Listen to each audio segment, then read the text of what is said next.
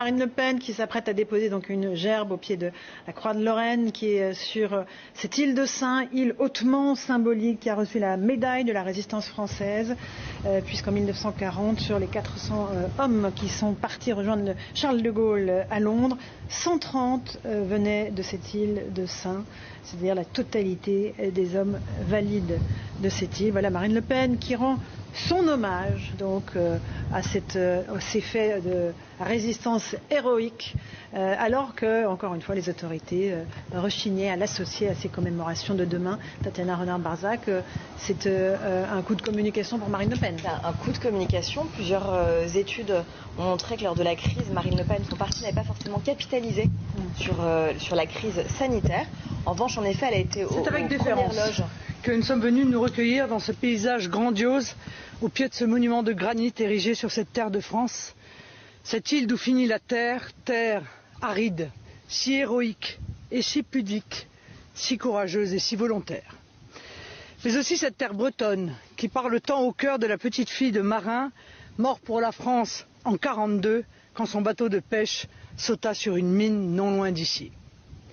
Posée sur l'eau comme un défi aux courants et aux tempêtes, l'île de Saint se dresse elle-même comme un acte de résistance. Résistance à cet océan à la fois nourricier et meurtrier, résistance aux permanences et aux contingences, résistance aux aléas. Toutes ces résistances qui ont forgé l'âme solide de ce peuple de laboureurs de la mer et de goémoniers.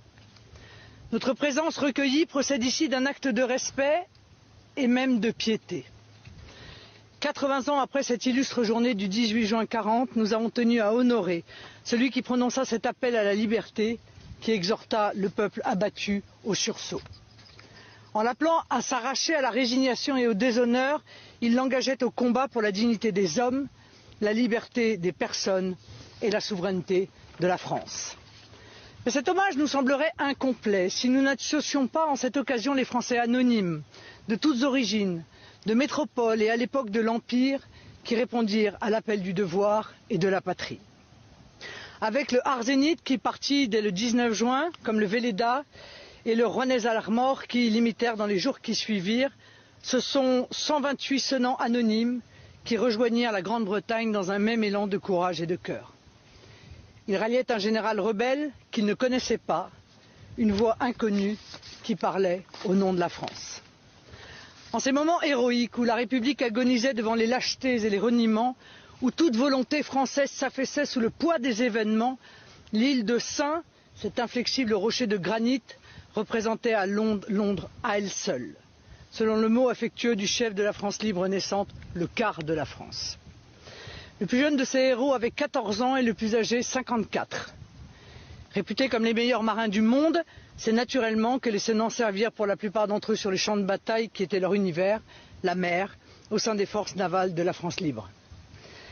L'un d'entre eux, Joseph Guichard, fut parmi les 177 bérets verts du prestigieux commandant Kieffer qui s'illustra lors du débarquement de juin 1944.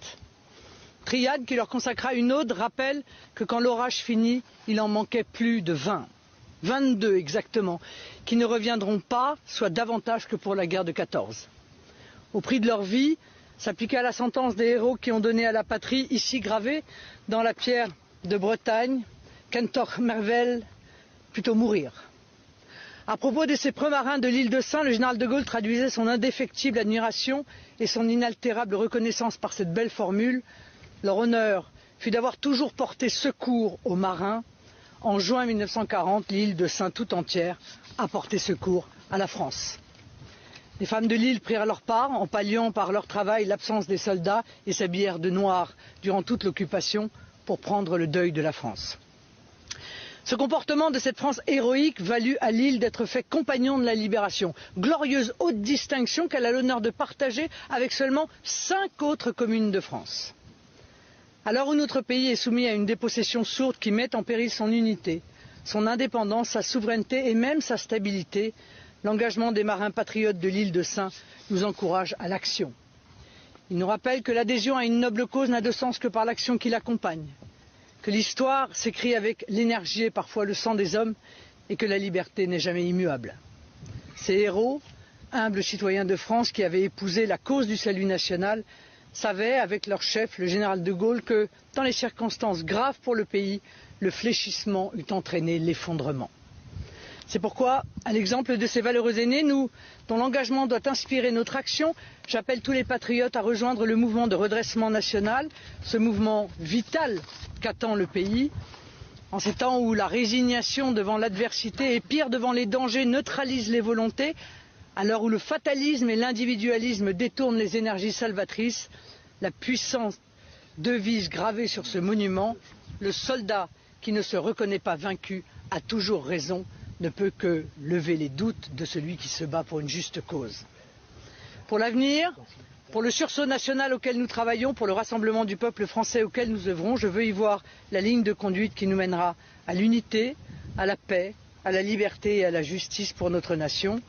Gloire aux héros de la France libre, vive la République et vive la France.